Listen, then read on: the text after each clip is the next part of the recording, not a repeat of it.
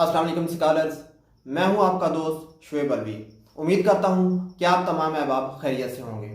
जैसा कि तमाम लोग जानते हैं कि मेरी हर वीडियो एमफिल उर्दू के स्कॉलर्स के लिए बनाई जाती है और इस हवाले से आज की ये वीडियो बहुत ही अहम होने वाली है। तो चलते हैं वीडियो की जानिब। बात हो रही थी तर्जुमे की कि तर्जुमा किसी ख्याल को दूसरे तक मुंतकिल करना तर्जुमा कहलाता है। सिर्फ एक ज़ुबान से दूसरी ज़ुबान में बात कर देना काफ़ी नहीं होता। अच्छा, ये जो ट्रांसलेशन का लफ्ज़ है ये मगरब की जदीद ज़ुबान में लातीन से आया है। इसके लुग़वी माना है पार ले जाना और ये लफ्ज़ नकले मकानी से लेकर नकले मानी तक फैला हुआ है। तर्जुमा उन अफराद के लिए मुताले की सहूलत मुहैया करता है जो किताब की ज़ुबान से वाकिफ़ नहीं होते। खूने जिगर देकर जो तर्जुमा होगा उस पर असल का गुमान होगा। ऐसे तर्जुमे की वक़्त, अहमियत और अफादियत असल के बराबर होती है। तर्जुमे की अफादियत और तर्जुमे के उसूलों पर कलम उठाया गया है। तर्जुमे का फ़ायदा ये होता है कि तराजिम जितने ज़्यादा होंगे उतने ही अफकार की मकबूलियत में इजाफा होता है और गौर व फिक्र की राहें कुशादा होती हैं। तर्जुमा चूँकि उन अफराद के लिए भी मुताले की सहूलत मुहैया करता है जो किताब की ज़ुबान से वाकिफ़ नहीं होते। इसी तरह हर कारी जब किताब पढ़कर उस पर राय ज़नी करता है या कोई तबसरा करता है तो उसकी सोच के दहारे का मयार भी सबके सामने आ जाता है। तो याद रखिए कि किसी भी ख्याल को दूसरे तक मुंतकिल करना तर्जुमा कहलाता है और ये सिर्फ एक ज़ुबान से दूसरी ज़ुबान में बात कह देना बिल्कुल भी काफ़ी नहीं होता। उर्दू और फ़ारसी में तर्जुमे का लफ्ज़ जिसका इश्तिकाकी राब्ता तर्जुमा और मुतरजिम दोनों से है, बिल्कुल वैसे ही है कि उर्दू और फ़ारसी ज़ुबान में लफ्ज़ तर्जुमा, तर्जुमान और मुतरजिम दोनों से मुश्तक़ है। दरअसल ये लफ्ज़ अरबी ज़ुबान से आया है और अरबी असल है।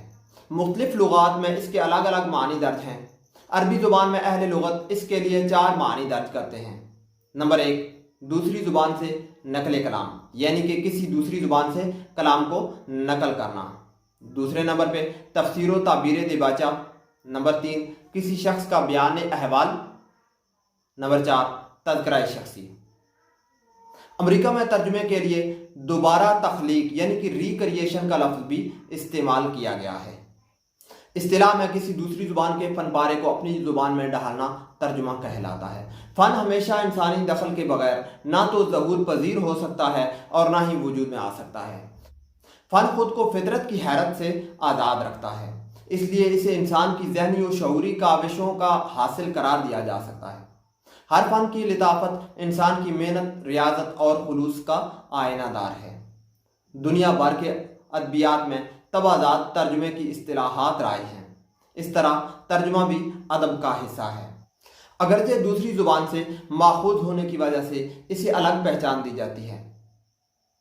तर्जुमा किसी मिशन को दूसरी ज़ुबान में मुंतकिल करते हुए उसकी ताबीर करना है। तर्जुमे का अमल एक इल्मी पैकर या अदबी पैकर को दूसरे इल्मी या अदबी पैकर में ढालने का अमल है और ये एक हकीकत है कि आलमगीर तहजीब की एक मजबूत सूरत को अगर मर्द वजूद में लाना हो तो सबसे पहले तर्जुमा ही मुमिद्दो मुआवन साबित हो सकता है।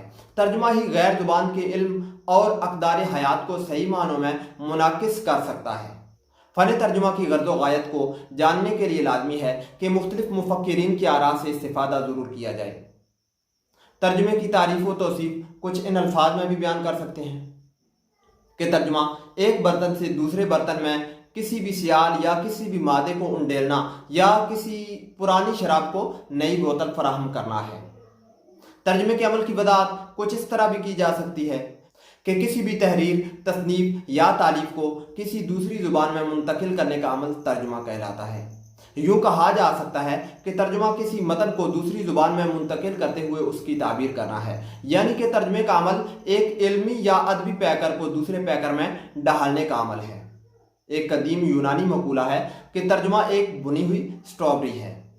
अब जो भी तर्जुमे के फ़न से ज़रा भी शोगफ रखता है और बुनी हुई स्ट्रॉबेरी से वाकिफ़ है तो वो ये ज़रूर महसूस करेगा कि ये मकूला तर्जुमे के फ़न के साथ पूरा पूरा इंसाफ करता है। मिसाल के तौर पर जब हम शेक्सपियर का ड्रामा पढ़ेंगे और उसके बाद ड्रामे का तर्जुमा देखेंगे तो गुस्से के आलम में ये ज़रूर महसूस करेंगे कि बुनने के अमल के दौरान तब्दीली वाक़ई हो गई है।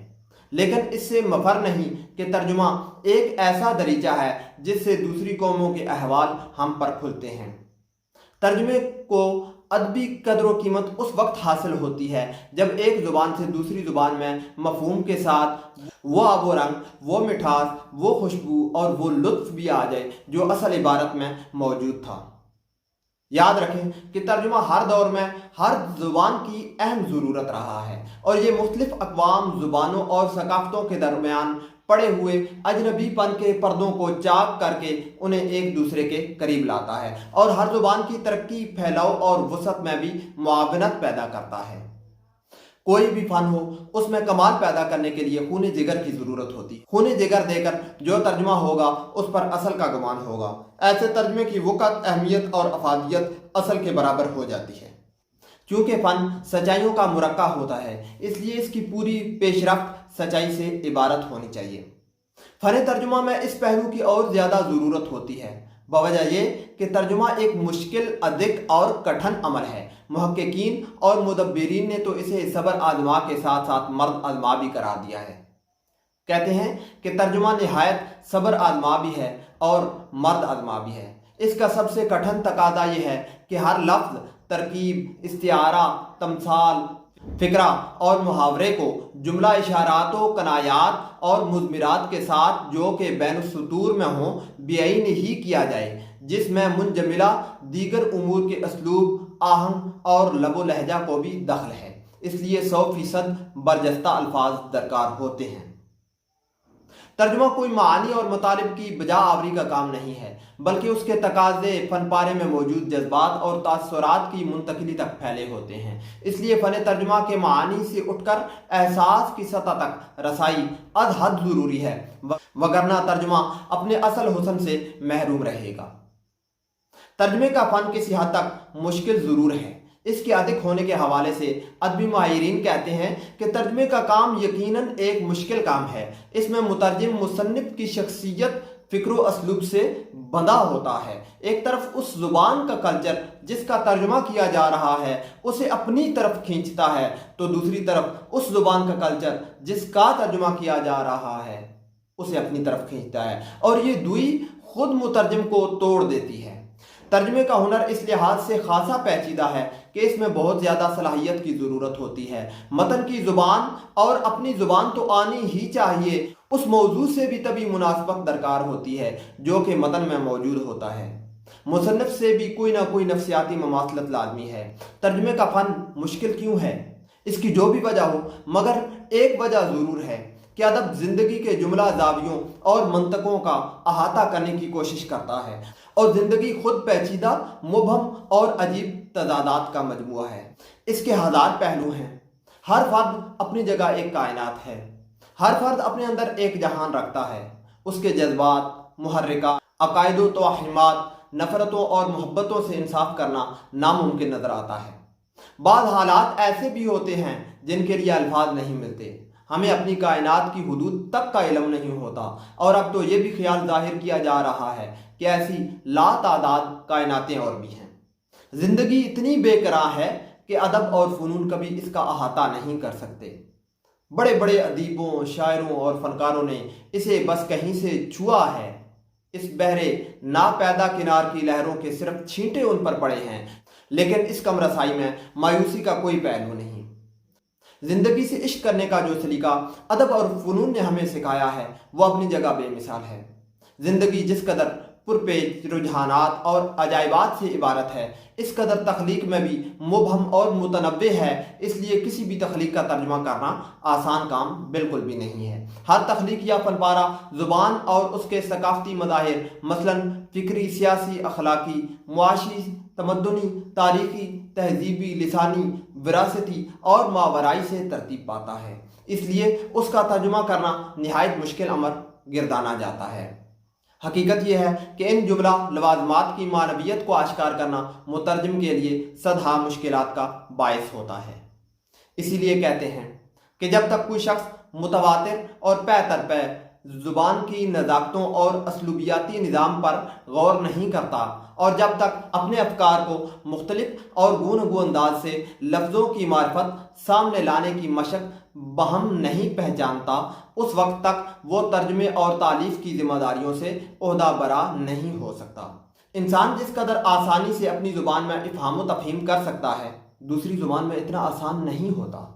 مشرق و مغرب میں ہر ایک زبان سے دوسری زبان میں ترجمے کی روایت بہت قدیم ہے۔ یہ بات مصدقہ ہے کہ جب کوئی قوم علوم و فنون میں ترقی کا پہلا قدم اٹھاتی ہے تو سب سے پہلے علمی زبانوں کے تراجم میں سے اپنی زبان کا سرمایہ بناتی ہے اور علمی خزانوں کو معمور کرتی ہے کہ یہ ایک دوسری سرگرمیوں کی طرح ترجمے کا عمل بھی انسان کو انسان کے قریب لاتا ہے اور زمین کی سرحدیں پھیلاتا ہے۔ تراجم کا عمل انسانی تمدن، مزاج اور تاریخ کی دریافت اور شناخت کا بھرپور ذریعہ ہے۔ انسان جو رنگوں، زبانوں اور جغرافیائی بندشوں، سیاسی تفرقات کی بدولت انسان ہوتے ہوئے بھی ایک دوسرے کے لیے اجنبی ہے، ترجمے کے ذریعے سے ایک زبان کو دوسری زبان کے حروف تہجی میں ڈھالنے سے انسانی سطح پر ایک دوسرے سے تعارف حاصل کرتا ہے۔ زبان کی توسیع، تمدن کا تعارف، انسانی کائنات کی دریافت اور تاریخ سے آگاہی کے لیے ایک سے زیادہ زبانوں سے واقفیت ضروری ہے۔ مترجم ایک ایسا کردار ادا کرتا ہے جو خارج کے مصنف کے ساتھ ساتھ داخل کے مصنف کو بھی ڈھونڈ نکالتا ہے۔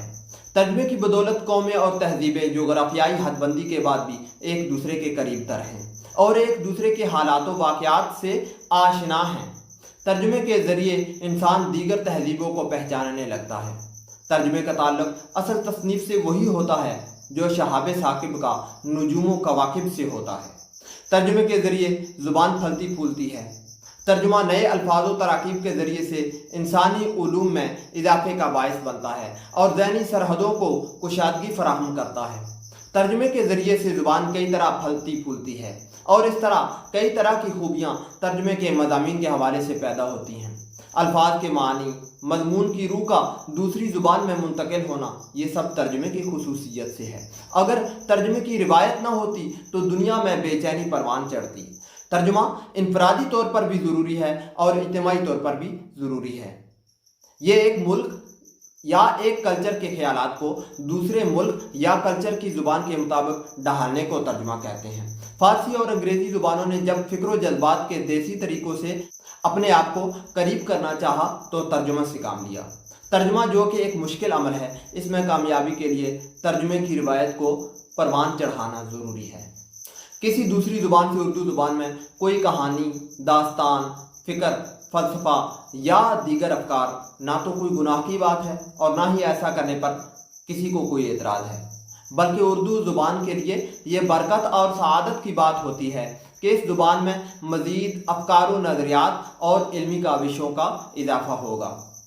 عصر رواں میں اگر اس سے کوئی فائدہ اٹھایا جا سکتا ہے تو وہ یہ ہے کہ ترجمہ شدہ افکار، نظریات اور خیالات سے کیسے اور کیوں کر مستفید ہوا جا سکتا ہے اور وہ کون سے عوامل ہیں جو عصر حاضر میں اردو زبان کے لیے مؤثر ثابت ہو سکتے ہیں۔ ترجمے میں یہ بات بھی دیکھنے میں آتی ہے کہ ایک ہی بات کو بہت سے افراد کی طرف سے مختلف رنگ دے کر بیان کر دیا جاتا ہے۔ ترجمے میں ایسی بات بہت سے ابہام پیدا کر دیتی ہے۔ یہ کوئی نئی اور عجیب بات نہیں ہے۔ ہمارے بہت سے سیاسی مفکرین کے بیانات کو تراجم میں اس طرح توڑ اور مروڑ کر پیش کیا جاتا ہے کہ عوام خود حیران اور پریشان ہیں اور سوچ و بچار کے سمندر میں غوطہ زن ہیں کہ ہمارے رہنما دراصل کہنا کیا چاہتے ہیں۔ اس بات کو مد نظر رکھتے ہوئے مترجمین نے ہر ترجمہ میں خاص خیال رکھا ہے۔ آج انگریزی افکار اور نظریات کو اردو زبان میں منتقل کرنے اور انہیں اردو زبان میں سمجھنے کی استعداد میں روز بروز اضافہ ہو رہا ہے۔ وہ ترجمہ جو انگریزی سے اردو زبان میں کیا جائے گا، اسے اگر لفظ بلفظ کریں گے تو وہ فیتھ فل یا باوفا تو ہوگا، مگر ایسا ترجمہ ادبی خوبیوں سے عاری ہوگا۔ ایسے ترجمے کے حوالے سے کرنل محمد خان اپنی تصنیف بدیسی مزاج میں لکھتے ہیں کہ صحیح ترجمہ تو غالباً اسی کو کہا جا سکتا ہے جو لفظ بلفظ کہا گیا ہو، جسے انگریزی میں فیتھ فل یا باوفا ترجمہ کہا جاتا ہے، مگر ایسا ترجمہ ادبی محاسن سے عاری ہوتا ہے، یعنی خوبصورت نہیں ہوتا۔ اسی رعایت سے ایک مغربی دانشور کا قول ہے، خواتین سے معذرت کے ساتھ، کہ ترجمہ عورت کی مانند ہے۔ اگر بہت خوبصورت ہو تو عموماً فیتھ فل یعنی کہ باوفا نہیں ہوتا، اور اگر فیتھ فل ہو یعنی کہ باوفا ہو تو خوبصورت نہیں ہوتا۔ شکریہ۔